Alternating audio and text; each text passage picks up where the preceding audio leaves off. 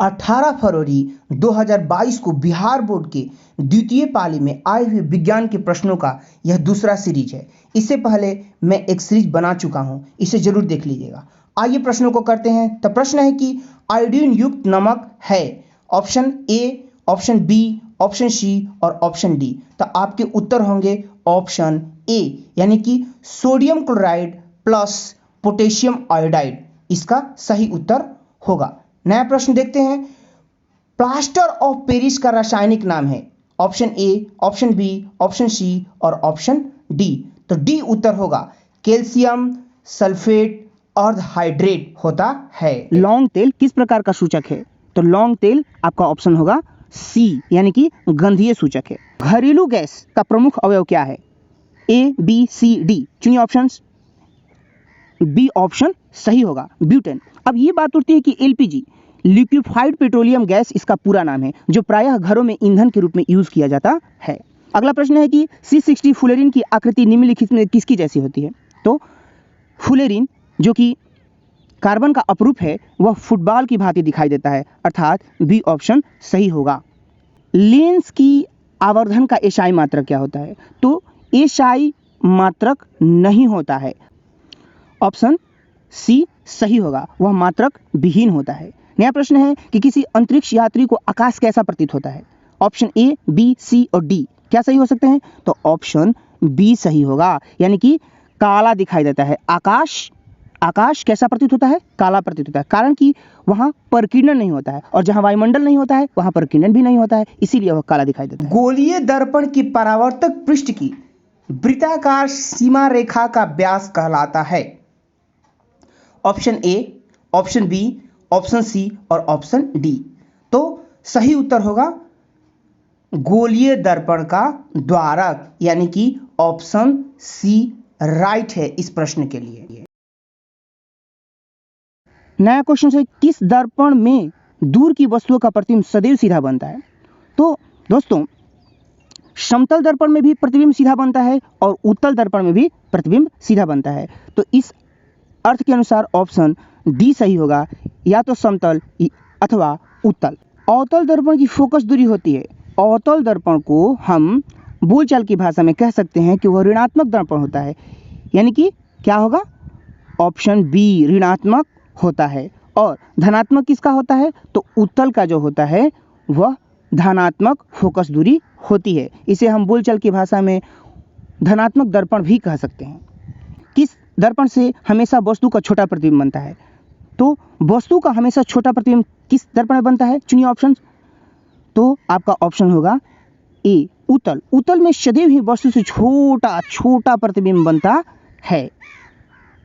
समतल में वस्तु जितनी दूरी पर होती है उतना ही दूरी पर प्रतिबिंब बनता है, और अवतल में दोनों प्रकार के प्रतिबिंब बनते हैं, सीधे और उल्टे दोनों प्रकार के। प्रकाश का प्राथमिक वर्ण है नीला, हरा, लाल, इनमें से सभी क्या होगा?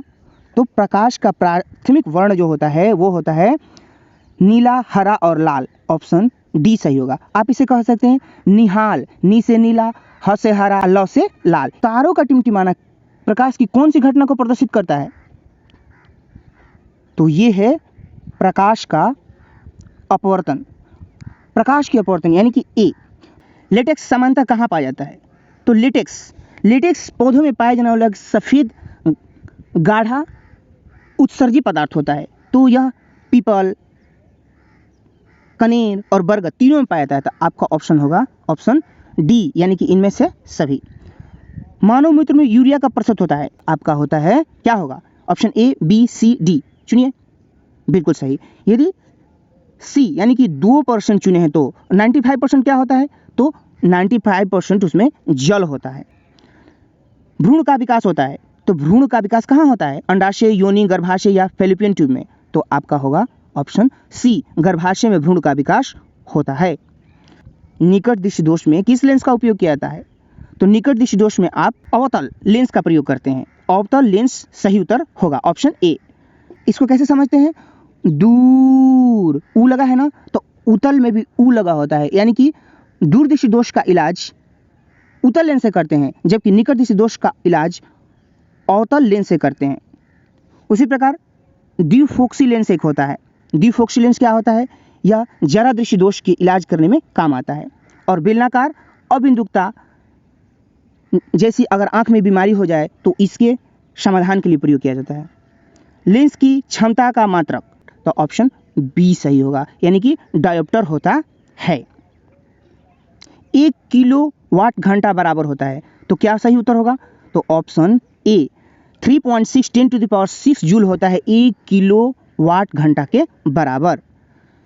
प्रकाश का चाल न्यूनतम होता है, न्यूनतम मैंने सबसे कम होता है, किस में होता है? तो प्रकाश की चाल सबसे न्यूनतम जो होती है ठोस में होती है। तो इनमें कौन सा ठोस है? तो कांच ठोस है। जबकि प्रकाश की सबसे अधिक चाल जो होती है वो होती है निर्वात में। निम्न में किस लेंस की फोकस दूरी धनात्मक होती है? तो हमने बताया आपको कि धनात्मक, तो उत्तल को हम लोग धनात्मक कहते हैं, तो ऑप्शन ए यहाँ पर सही होगा। जबकि अवतल को हम लोग ऋणात्मक कहते हैं। वायुमंडल में नाइट्रोजन की मात्रा है कितनी? सोचिए, 20%, 50%, 78% और 0.3%। तो दोस्तों वायुमंडल में नाइट्रोजन 78% है, जबकि हम जान लें कि ऑक्सीजन का परसेंटेज 21% है। प्रश्न है कि प्रकृति में पृथ्वी पर ऊर्जा का मुख्य स्रोत क्या है? तो इसका उत्तर होगा option D, Surya Prakash. The origin of species नामक पुस्तक किसने लिखी? तो ऑप्शन बी, डार्विन ने इस पुस्तक की रचना की है, जो एक इंग्लिश साइंटिस्ट थे। अगला प्रश्न है कि ओजोन के अणु में ऑक्सीजन की परमाणुओं की संख्या होती है?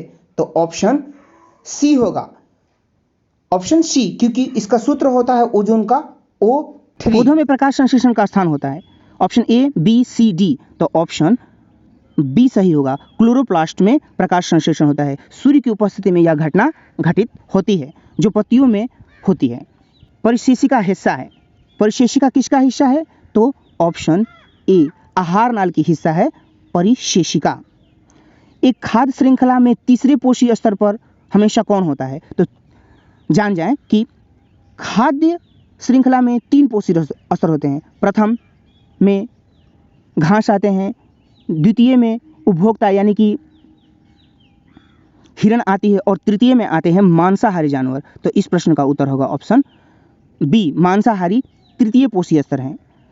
निम्न में कौन समूह में केवल जैव निम्नीकरण पदार्थ है? जैव निम्नीकरण पदार्थ ऐसे होते हैं जिन्हें पुनः प्रयोग में लाया जा सकता है, या वो मिट्टी में स्वतः ही गल जाते हैं, नष्ट हो जाते हैं। तो ऑप्शन ए सही होगा, घास, पुष्प और चमड़ा, क्योंकि ये इनका निम्नीकरण किया जा सकता है और ये मिट्टी में स्वतः घुलकर अपशिष्ट बन जाते हैं या नष्ट हो जाते हैं। किसी विद्युत बल का अनुमतांक 220 वोल्ट और 100 वाट है। जब इसे 120 वोल्ट पर प्रचालित करते हैं तब इसके द्वारा उपयुक्त शक्ति होगी। तो ऑप्शन डी सही होगा, 25 वाट। इस प्रश्न को ध्यान से समझने की जरूरत है। ध्यान से समझने के बाद हम पाएंगे कि ऑप्शन डी इस प्रश्न का सही उत्तर होगा। प्रतिरोधकता का एसआई मात्रक है, तो प्रतिरोधकता का एसआई मात्रक ऑप्शन ए सही होगा, ओम मीटर, जबकि ओम प्रतिरोध का मात्रक होता है। जब एक से अधिक प्रतिरोध श्रेणी क्रम में जुड़े रहते हैं तब कौन सी भौतिक राशि उनमें समान होती है?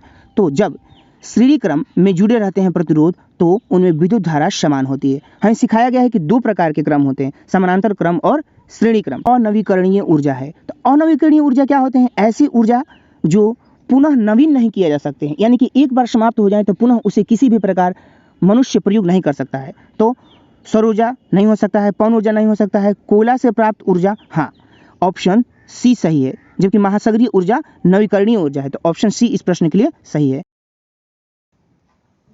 ऊर्जा के 2 अनवीकरणीय स्रोत हैं। अनवीकरणीय स्रोत उन स्रोतों को कहा जाता है जो पुनः एक बार उपयोग होने के बाद नहीं हो सकते हैं। तो ऑप्शन सी, कोयला तथा पेट्रोलियम होंगे। उत्तम ऊर्जा का स्रोत है option A, option B, option C और ऑप्शन डी। तो आपका उत्तर होगा ऑप्शन डी। उत्तम ऊर्जा सरल और सुलभ होता है, एकांक द्रव्यमान बहुत अधिक होता है, भंडार और परिवहन में आसान होता है। कमरे के ताप पर द्रव अवस्था में रहने वाला अधातु, तो आपका ऑप्शन होगा बी। जबकि ऑप्शन ए जो दिया हुआ है इसको देख लीजिए, ऑप्शन ए जो होता है एकमात्र धातु है जो द्रव रूप में होता है, तो इसे भी जानना चाहिए। निम्न में कौन सा युग्म एकल विस्थापन अभिक्रिया को दर्शाता है, यानी कि सिंगल डिस्प्लेसमेंट रिएक्शंस को कौन दर्शाता है, तो आपका हो जाएगा AgNO3 और कॉपर, यानी कि ऑप्शन बी। सिल्वर नाइट्रेट और कॉपर एकल विस्थापन अभिक्रिया को प्रदर्शित करते हैं। आवर्त सारणी में आवर्तों की संख्या कितनी होती है, तो आवर्त को इंग्लिश में कहते हैं पीरियड्स, और पीरियड्स में जितने लेटर होते हैं उतने ही इसमें होते हैं। तो पीरियड्स में 7 वर्ड्स होते हैं, यानी कि 7। ऑप्शन ए सही है। पेंटेन के कितने संरचना समायु संभव हैं, तो ऑप्शन बी, यानी कि 3 संभव हैं। दही में कौन सा अम्ल होता है, तो दही में आपका होता है ऑप्शन सी, लैक्टिक अम्ल होता है, जबकि टार्टरिक अम्ल जो होता है इमली में होता है, चीटी में होता है फार्मिक अम्ल जिसे मेथोनिक एसिड भी कहते हैं, और सिरका में होता है एसिटिक अम्ल। निम्न में से किस धातु को केरोसिन में डुबा कर रखा जाता है, तो ऑप्शन बी सही होगा, ऑप्शन बी, यानी कि सोडियम। सोडियम एक बहुत ही क्रियाशील धातु है और यह हवा के संपर्क में आते ही जल उठता है, इसलिए इसे केरोसिन में डुबाकर रखा जाता है। क्रियाशीलता श्रेणी में सबसे पहले जो क्रियाशील सबसे सक्रिय जो होता है वो होता है पोटेशियम, उसके बाद कैल्शियम, सोडियम। Al4C3 के जल अपघटन में निम्नलिखित कौन बनता है, तो ऑप्शन बी, मेथेन बनता है। वह धातु जो सिर्फ अम्लराज में घुलता है, तो अम्लराज में घुलता है वो हो गया आपका सोना, AU। Thank you.